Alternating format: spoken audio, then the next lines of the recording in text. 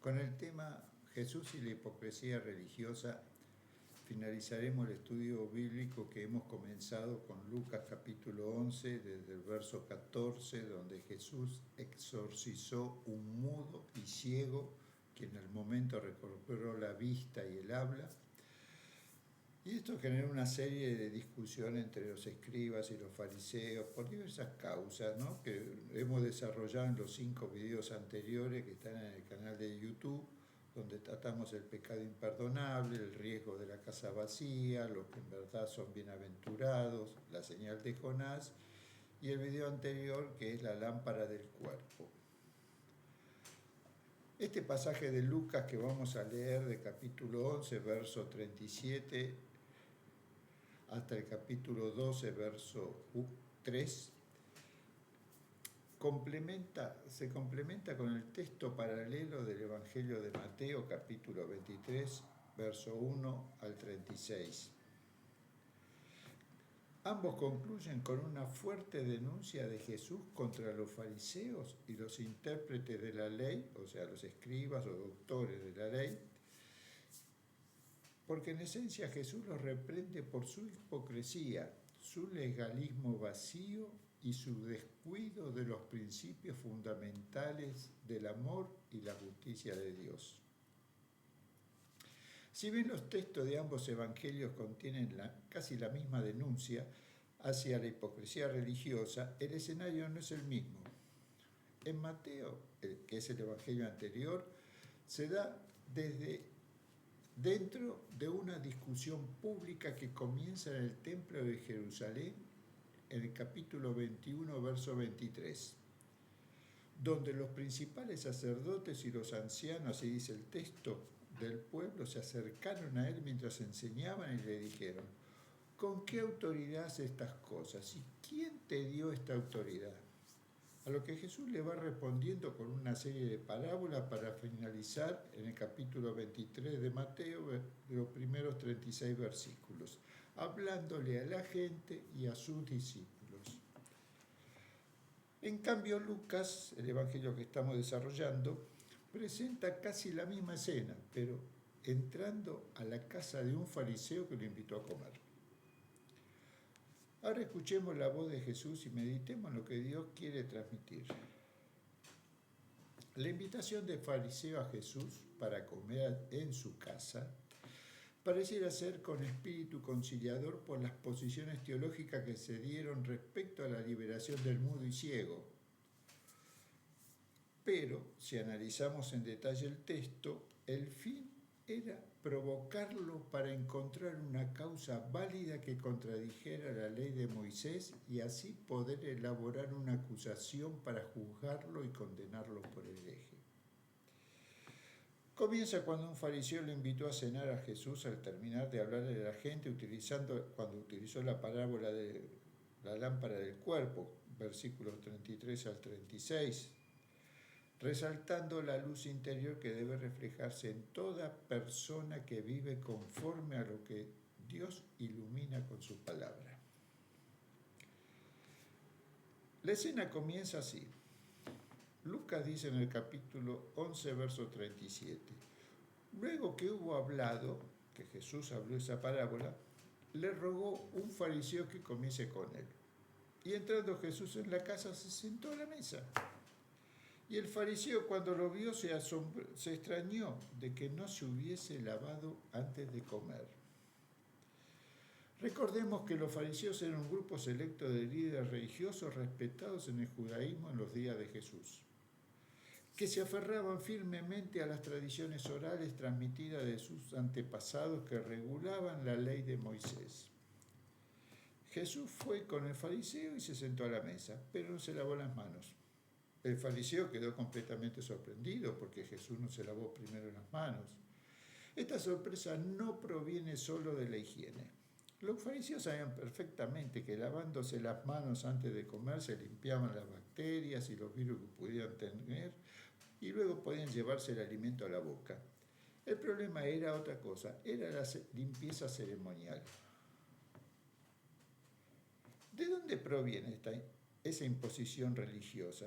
Bueno, para que pongámonos en el contexto, proviene de una ordenanza llamada la Netilat Yadayim para la comida, que data desde la época del Templo de Jerusalén, donde los sacerdotes debían lavarse las manos para comer la terumá, que era el tributo, la ofrenda que recibían del pueblo, con pureza.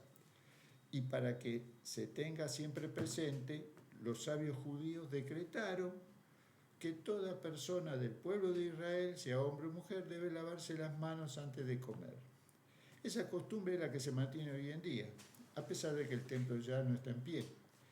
Pero es con la esperanza de que cuando se reconstruya, el pueblo judío esté acostumbrado a comer con pureza. Esta es la enseñanza. Además está asociada a la santidad basada en la interpretación de Levítico capítulo 20, verso 7, donde Dios ordena: santificaos pues y sed santos, porque yo Jehová soy vuestro Dios. Esta tradición se sigue pasando hoy de padres a hijos para crecer en pureza y santidad. De manera que la sorpresa del fariseo ante la actitud de Jesús de no lavarse las manos era considerada una violación a la ley y a las tradiciones de los sabios que ellos decían respetar. Jesús reconoce su sorpresa y aprovecha el momento como una oportunidad para dar una enseñanza espiritual y práctica sobre la pureza y santidad que debe observar cada persona. Y esta es la enseñanza. Lucas, en su capítulo 11, de los versos 39 al 41, dice así: pero el Señor le dijo, Jesús le dijo al fariseo: ahora bien, vosotros los fariseos limpiáis lo de afuera del vaso, pero por dentro estáis llenos de rapacidad y maldad. Necios, el que hizo lo de afuera, ¿no hizo también lo de adentro? Pero dad limosna de lo que tenéis, y entonces todo será limpio. Mateo, por su lado, dice: hay de vosotros escribas y fariseos, y le agrega una palabra que la repite constantemente: hipócritas, porque limpiáis lo de afuera del vaso y del plato, pero por dentro estáis llenos de robo e injusticia. Fariseo ciego, le agrega ahora la ceguera espiritual. Limpia primero lo de adentro del vaso, limpia tu vida, y del plato, para que también lo de afuera sea limpio. Jesús está confrontando la obsesión de los fariseos con por la pureza ritual y las apariencias externas, mientras descuidan su condición interna del corazón. Por ello le está criticando su avaricia y maldad, sugiriendo que la verdadera pureza viene de una transformación del interior que se manifiesta en acciones de caridad.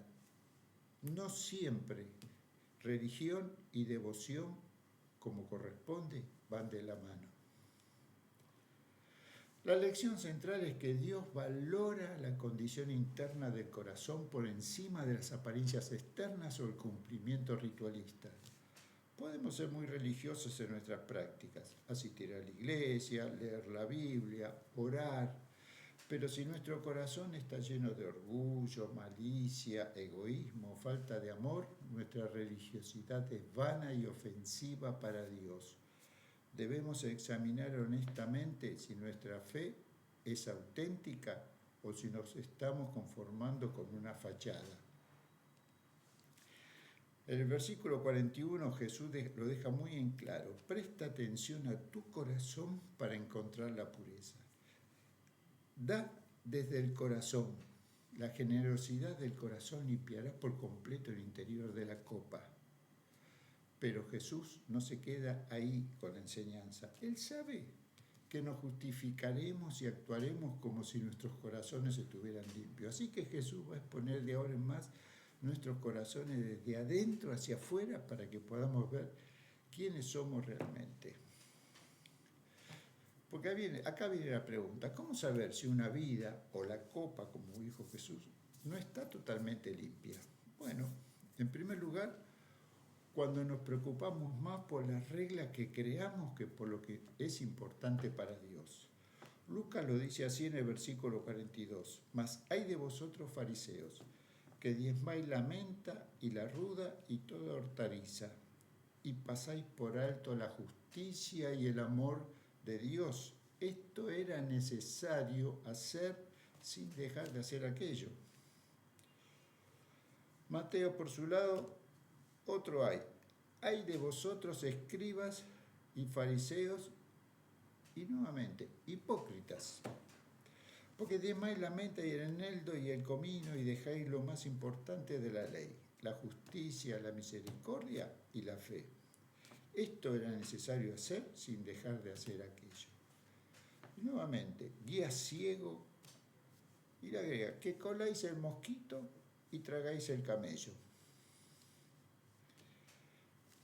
Lo importante lo deja pasar y se enfoca en lo intrascendente.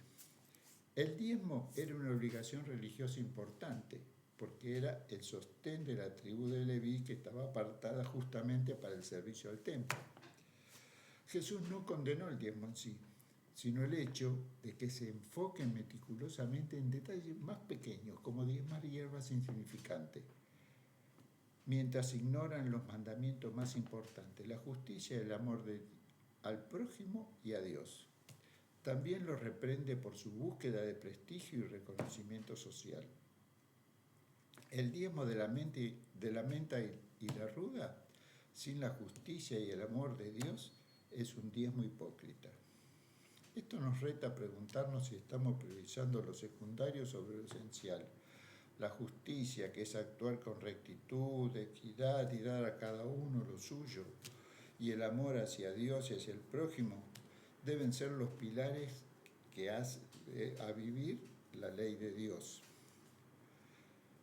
Y acá nos deberíamos preguntar, ¿reflejan nuestras vidas estos valores fundamentales? Dios quiera que sí. Segundo, la copa puede no estar limpia cuando nos encanta ser visto por los demás. Lucas, versículo 43 dice, hay de vosotros fariseos que amáis las primeras sillas en las sinagogas y las salutaciones en las plazas. Mateo dice, antes hacen todas sus obras para ser vistos por los hombres, versículo 5 del capítulo 23. Ensanchan sus filacterias, que eran una bolsita donde tenían los pasajes de la Torá, y extienden los flecos sobre sus mantos. Y aman los primeros asientos en las cenas, y en las primeras sillas en las sinagogas, y las salutaciones en las plazas, y que los hombres lo llamen rabí, rabí. La vanidad y el deseo de prominencia fueron una plaga para los fariseos. En nuestra vida, ¿buscamos reconocimiento, aplausos o los primeros asientos en nuestras comunidades? ¿O servimos con humildad buscando solo la aprobación de Dios? Con demasiada frecuencia actuamos porque queremos que los demás sepan que estamos haciendo algo por el Señor. Buscamos atención y buscamos que la gente reconozca nuestros logros espirituales. Queremos que se sepa lo que estamos haciendo por el Señor. Lo comentamos, lo publicamos. Los fariseos querían ser vistos como piadosos y santos. Querían que la gente supiera que estaban haciendo buenas obras. Se aseguraban de que se supiera que estaban ayunando y que estaban dando. Mateo aclara más la enseñanza que Jesús les está dando a la gente y a sus discípulos, especialmente sobre este tema de la apariencia. En el capítulo 23, del versículo 8 al 12, Mateo nos dice, en palabras de Jesús, pero vosotros no querráis que os llamen rabí, maestro, porque uno es vuestro maestro, el Cristo, y todos vosotros sois hermanos. Y no llaméis Padre vuestro a nadie en la tierra, porque uno es vuestro Padre, el que está en los cielos, ni seáis llamado maestros, porque uno es vuestro maestro, el Cristo. Y el que es mayor de vosotros sea vuestro siervo. Y el que se enaltece será humillado, y el que se humilla será enaltecido. La atención siempre debe estar puesta en Jesús y no en nosotros. A veces vamos a pensar, pero nadie sabe lo que estoy haciendo por el Señor. Dios sí lo sabe. Bien, no le digas a la gente lo que estás haciendo. Jesús dijo en Mateo 6:2 que si lo haces, busca reconocimiento para ser alabado por los hombres. De cierto os digo que ya vas a tener tu recompensa. Simplemente lo que tengas que hacer, hazlo en silencio, porque los verdaderos discípulos mantienen el enfoque en Jesús y no en buscar llamar la atención por el bien que están haciendo en el reino a los demás. Una tercera verdad sobre cuando la copa no está totalmente limpia es cuando estamos muertos espiritualmente por dentro y esto nos lleva a contaminar a otros. Lucas dice así en el versículo 44: «Ay de vosotros, escribas y fariseos, hipócritas, porque sois como sepulcros que no se ven, y los hombres que pasan por encima no lo saben». Mateo capítulo 23, del verso 27 al 28 dice: «Ay de vosotros, escribas y fariseos». Y nuevamente la palabra hipócritas, porque sois semejantes a sepulcros blanqueados. Lucas dijo que no se ven, estos son blanqueados, que por fuera a la verdad se muestran hermosos, pero por dentro están llenos de huesos muertos y de toda injusticia. Así que vosotros por fuera a la verdad os mostráis justos a los hombres, pero por dentro estáis llenos de hipocresía e iniquidad. Esta metáfora es poderosa. Un sepulcro oculto era peligroso, porque cualquiera que lo pisara se volvía ceremonialmente impuro sin saberlo. Jesús estaba diciendo que la hipocresía de los fariseos es tan insidiosa que contamina a otros de manera invisible, llevando a la gente al error sin que ellos se den cuenta. Jesús usa esta imagen para ilustrar la profundidad de su hipocresía. En Números capítulo 19, verso 16, la ley de Moisés registra que tocar una tumba o un cadáver lo hacía impuro durante 7 días, una semana. Los líderes judíos por ello decidieron marcar y blanquear las tumbas para que la gente cuando estuviera pasando las viera y no las pisara para contaminarse. Vemos la imagen que Jesús usa en su enseñanza.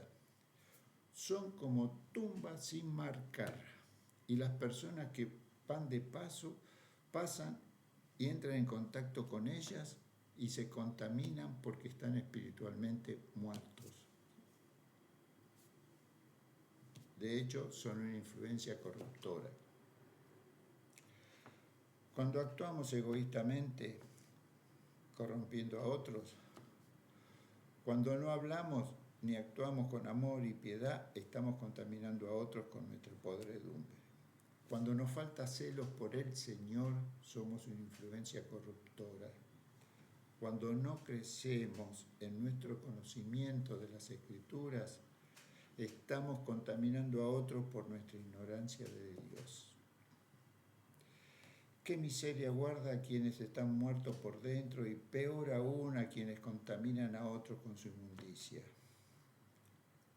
Ahora, preguntémonos, ¿cómo reaccionaríamos si estas palabras de Jesús las está diciendo a nuestra iglesia denominacional? La cuarta evidencia de que una copa no está limpia es cuando el falso orgullo domina las vidas. Los escribas y los fariseos que compartían la mesa se sienten ofendidos ante estas palabras de Jesús y les responden así, en versículo 45, dice Lucas en el capítulo 11. Respondiendo uno de los intérpretes de la ley, el escriba: «Maestro, cuando dices esto, también nos afrentas a nosotros. O sea, le estás dirigiendo a los fariseos, pero nosotros somos escribas y también nos sentimos ofendidos.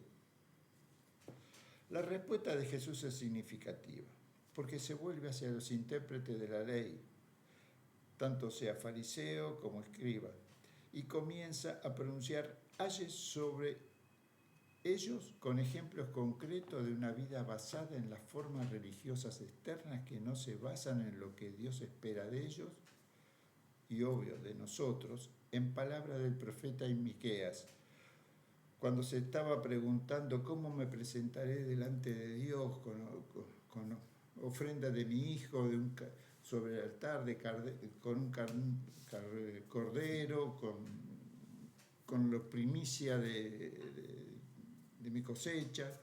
Bueno, la respuesta fue sencilla, la que Dios le da. Dice, oh hombre, Él te ha declarado lo que es bueno.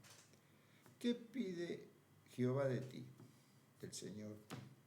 Solamente hacer justicia y amar misericordia y humillarte ante tu Dios. No pide nada más. No es un esfuerzo.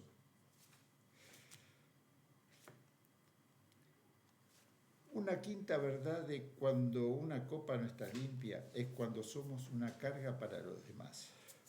Lucas, en el versículo 46, dice así. Y él dijo, o sea, Jesús dijo, ¿hay de vosotros también intérpretes de la ley? Ahora se refiere a los escribas, porque cargáis a los hombres con cargas que no pueden llevar, pero vosotros ni aun con un dedo las tocáis. Mateo, en la cátedra de Moisés, dice en el versículo 2, se sientan los escribas y los fariseos.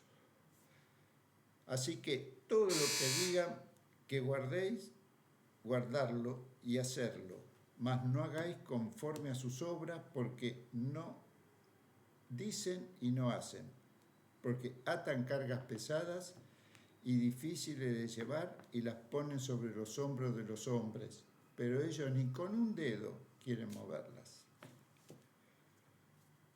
Los intérpretes de la ley eran expertos en la interpretación de la Torá.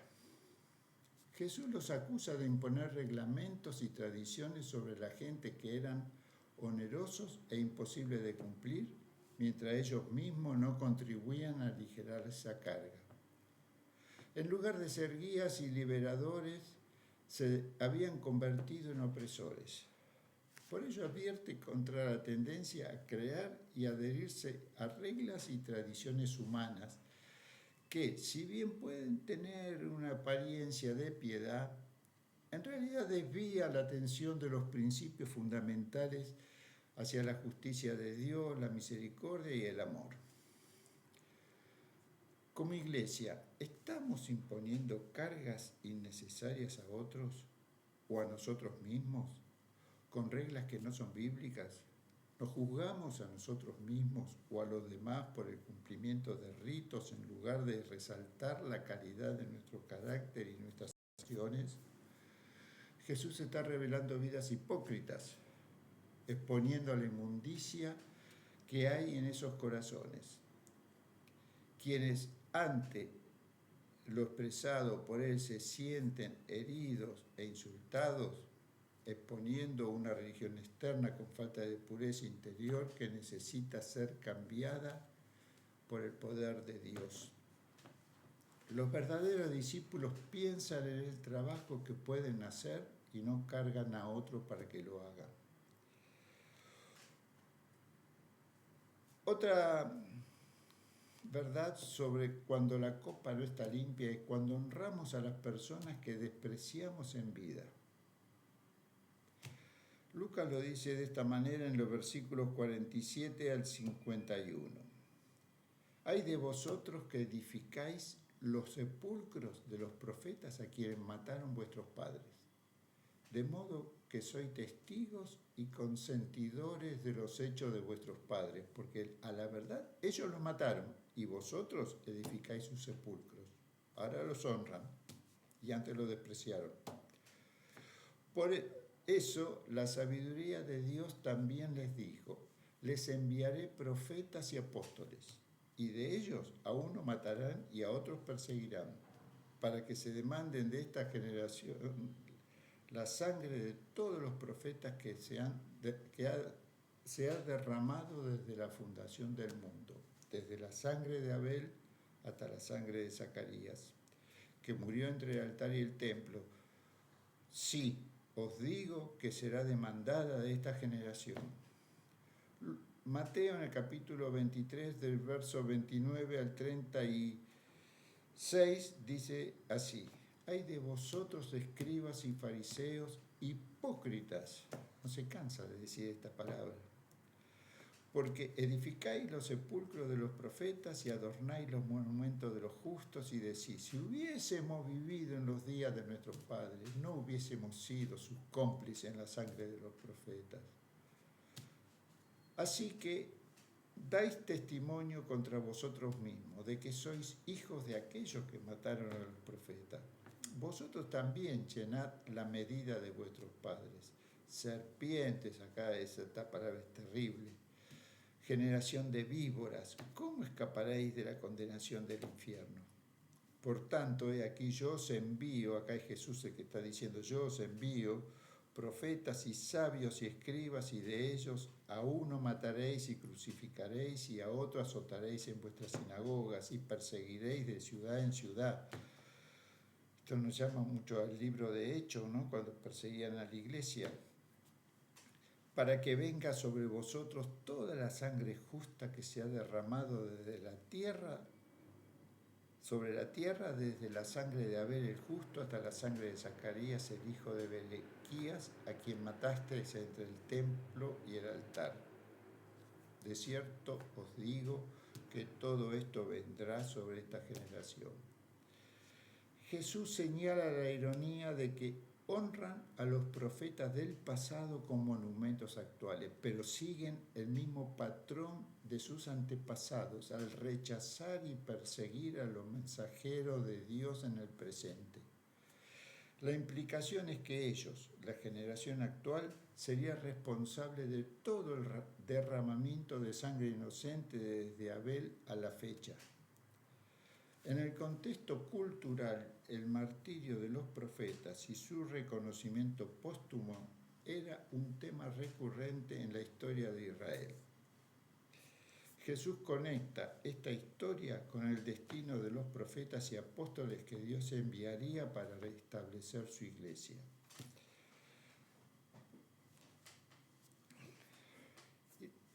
Y la última señal de que una copa no está limpia es cuando no logramos ser luz en este mundo.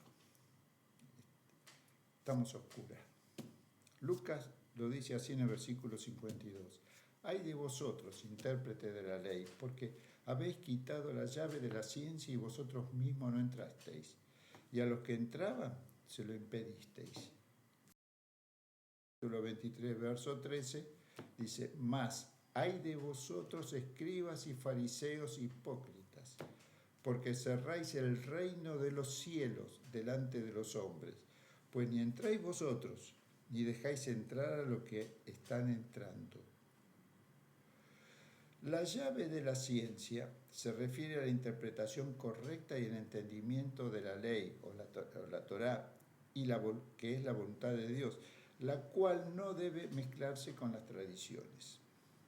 Se suponía que estos líderes religiosos debían guiar a la gente hacia el Señor, enseñando la palabra de Dios y las profecías que anunciaban su llegada. La clave del conocimiento es la enseñanza limpia y clara de la palabra de Dios revelada al mundo. Jesús los acusa de quedarse afuera del reino de Dios por el énfasis en la enseñanza de sus tradiciones que impide que otros entren al reino. Estamos quitando la llave del conocimiento cuando nos negamos a entrar debido a nuestra hipocresía y luego impedimos que otros aprendan debido a nuestras propias impurezas. Llámese falsas enseñanzas. Mateo resalta además la hipocresía de los escribas y fariseos con estas palabras.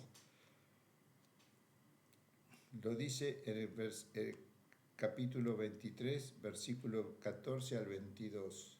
Ay de vosotros, escribas y fariseos, hipócritas, porque devoráis las casas de las viudas y como pretexto hacéis largas oraciones. Por eso recibiréis mayor condenación. Ay de vosotros, escribas y fariseos, hipócritas, porque recorréis mar y tierra para ser un prosélito, o sea, un discípulo. Y una vez hecho, le hacéis 2 veces más hijo del infierno que vosotros. Ay de vosotros, guías ciegos, que decís, si alguno jura por el templo, no es nada, pero si jura por el oro del templo, es deudor. Insensatos y ciegos, porque ¿cuál es mayor, el oro o el templo que santifica el oro? También decís, si alguno jura por el altar, no es nada, pero si alguno jura por la ofrenda que está sobre el altar, es deudor. Necios y ciegos, porque ¿cuál es mayor, la ofrenda o el altar que santifica la ofrenda? Pues el que jura por el altar y por todo lo que está sobre él, y el que jura por el templo, jura por él y por el que lo habita, y el que jura por el cielo, jura por el trono de Dios y por aquel que está sentado en él. Cuando nuestra copa está llena de maldad, no compartimos el conocimiento de Dios como corresponde con otros, como debe ser, y los confundimos porque nuestras vidas no concuerdan con lo que enseñamos. Este es un mal que padecen algunas denominaciones llamadas cristianas que agregan o omiten a los principios bíblicos formas devocionales y o de conducta alterando la escritura. El énfasis, por ejemplo, en la obligación de diezmar, cuando en el Nuevo Testamento Pablo enseña que ahora que la iglesia reemplaza el templo, cada uno dé conforme propuso en su corazón, no con tristeza ni por obligación, porque Dios ama al dador alegre. 2 Corintios capítulo 9, verso 7. También la forma de comer o de vestir que querramos imponer entre el hombre y la mujer, o cómo se debe organizar el culto, omitiendo a veces incluso fiestas solemnes como el Pentecostés, que cuando la iglesia recibió la gloria de Dios con la llegada del Espíritu Santo, entre otras imposiciones u omisiones congregacionales, son algunos ejemplos de tradición por sobre la genuina devoción. Debemos tener cuidado con esto. La iglesia debe guiar a la gente a la salvación, porque recibimos las mismas palabras de Dios con el propósito de enseñarle la voluntad a los demás a través del Evangelio de Jesús. Así comienza el Evangelio de Marcos, el Evangelio de Jesucristo, el Hijo de Dios, porque Él es la cabeza de todo cuerpo que es la iglesia.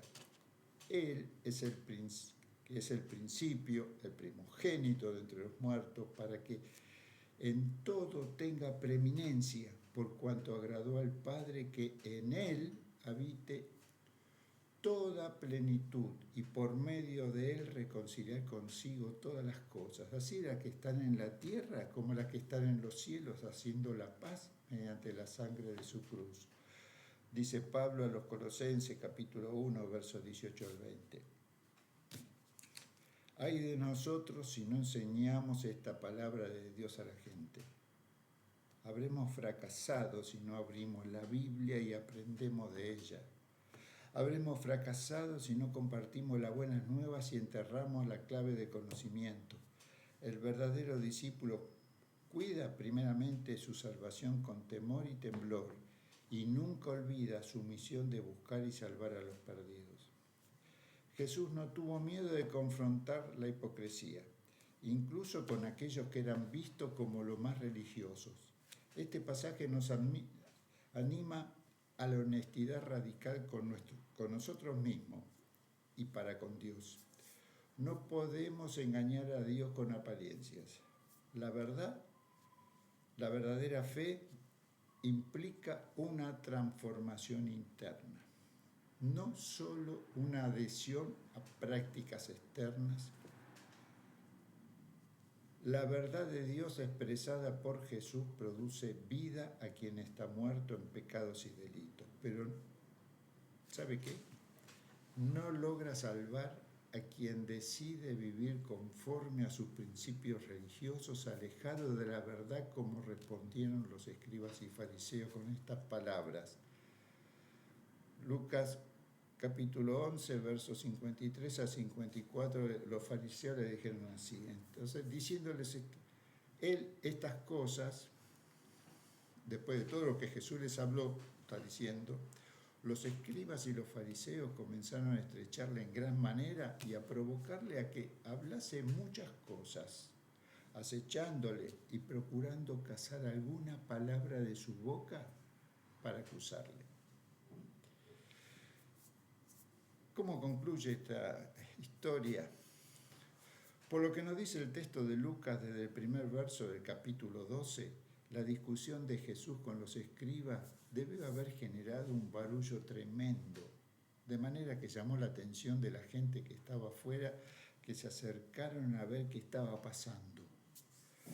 Lucas lo transcribe así: en esto, juntándose por millares la multitud, tanto que unos a otros se atropellaban, comenzó a decir a sus discípulos, Jesús comenzó a decir a sus discípulos, primeramente, guardaos de la levadura de los fariseos, que es la hipocresía, porque nada hay encubierto que no haya de descubrirse, ni oculto que no haya de saberse.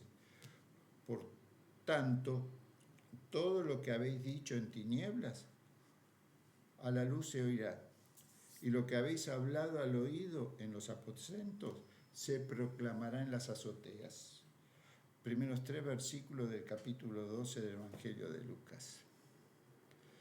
Y para finalizar este tema, la aplicación actual a la Iglesia y a nuestras vidas. Estos pasajes, aunque están dirigidos a los fariseos y escribas, ambos doctores de la ley del siglo I, tienen una relevancia sorprendente en la actualidad para cualquier persona, grupo religioso o institución que pretenda guiar espiritualmente a otros. Y aquí traemos a la memoria lo que Mateo recuerda en palabra de Jesús al comienzo de su enseñanza, cuando le dice a la gente, a sus discípulos: en la cátedra de Moisés se sientan los escribas y los fariseos, así que todo lo que os digan que guardéis, guardarlo y hacerlo, mas no hagáis conforme a sus obras, porque dicen y no hacen. Mateo 23, versículos 2 y 3. Por ello, antes de las formas externas religiosas se debe tener en cuenta, primero, priorizar el corazón por sobre las apariencias, versículos 39 al 41 de Lucas. Nos desafía a examinar si nuestra fe es genuina y se manifiesta desde el interior, o si nos preocupamos más por lo que otros ven. Estamos más enfocados en rituales, ceremonias o la imagen que proyectamos que en la honestidad, la compasión y la pureza de intención. La verdadera piedad implica una transformación interna que se refleja en acciones de amor y justicia, no solo en el cumplimiento externo de las normas.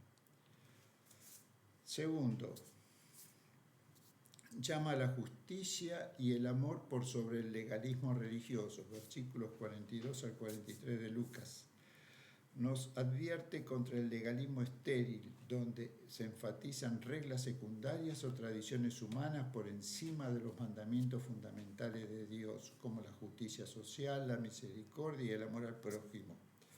Estamos tan preocupados por diezmar la menta, detalles menores, que descuidamos la opresión, la desigualdad o la falta de amor en nuestras vidas y comunidades. También se invita a desechar la búsqueda de reconocimiento y estatus personal en el ámbito religioso. Tercero, nos insta a desechar toda hipocresía e influencia negativa. Versículo 44.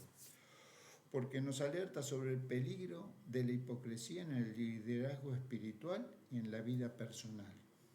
Ser un sepulcro oculto o una tumba blanqueada significa que nuestra vida interior está corrupta, aunque no sea evidente, y que puede dañar y desviar a otros sin que lo perciban. Implica una responsabilidad personal en la búsqueda de la autenticidad de nuestra fe y nuestras acciones, que vayan de la mano, ya que la falsedad puede contagiar a quienes nos toman como modelo de espiritualidad. Cuarto, no debemos imponer cargas innecesarias a los demás, versículo 45 al 46, porque es un llamado a los líderes religiosos y espirituales a no imponer cargas irrazonables o doctrinas complejas que agobien a las personas sin ofrecer el apoyo a quienes estamos discipulando. Esto se aplica a normas culturales o tradiciones que se elevan por encima de los mandamientos divinos, dificultando el acceso a una relación genuina con Dios a través de su palabra. Quinto, tengamos en cuenta reconocer y honrar en el presente a los verdaderos siervos de Dios, siguiendo su ejemplo, versículos 47 al 51. Esto nos previene contra la tendencia a glorificar el pasado y a los profetas de antaño, mientras se rechaza o se persigue a los mensajeros que Dios envía hoy en el presente. La historia demuestra que a menudo se honra a quienes fueron perseguidos solo después de su muerte. Este pasaje nos insta a tener una actitud de apertura y discernimiento hacia las voces proféticas de nuestro tiempo que nos desafían, incluso si vienen aún de otras congregaciones o denominaciones con las cuales no estamos muy identificados, pero que debemos reconsiderar nuestro camino. Recordemos que Dios obra de manera que no podemos comprender. Y por último, nos motiva y nos desafía a abrir el camino del conocimiento de Dios a los demás, versículos 52 al 54. Es un recordatorio para todos, especialmente para aquellos que están en posición de enseñanza o liderazgo, de que su rol es facilitar el acceso al conocimiento y a la verdad de Dios, y no bloquearlo. Esto implica presentar las Escrituras y los principios divinos de manera clara y accesible, sin añadir interpretaciones que confundan o impidan una relación personal con lo divino. También subraya la existencia que la verdad puede generar en aquellos que se sientan expuestos a ellos. Recordemos las palabras de Jesús que les dio a sus discípulos antes de ascender al cielo. Ir por todo el mundo y predicar el Evangelio a toda criatura, que es a toda gente. El que creyere y fuere bautizado será salvo, mas el que no creyere será condenado. Marcos capítulo 16, versos 15 al 16. En resumen, Lucas capítulo 11, verso 37 al capítulo 12, verso 13 es una invitación a la introspección y a la autenticidad espiritual. Jesús nos desafía a priorizar la pureza de corazón, la justicia, el amor y la transparencia, por encima de la religiosidad superficial, el legalismo y la búsqueda de prestigio. Su aplicación actual es un llamado a una fe vivida con integridad que transforma vidas desde adentro hacia afuera y que genuinamente guía a otros hacia el conocimiento de Dios. Así que pongamos nuestros corazones a que la gracia inmerecida de Dios ilumine nuestras vidas y trabaje en nuestro interior para que nuestros pensamientos y acciones reflejen con mayor intensidad la luz de Cristo y así traer a su trono de gracia a todo aquel que vive en tinieblas. Que el Señor le bendiga.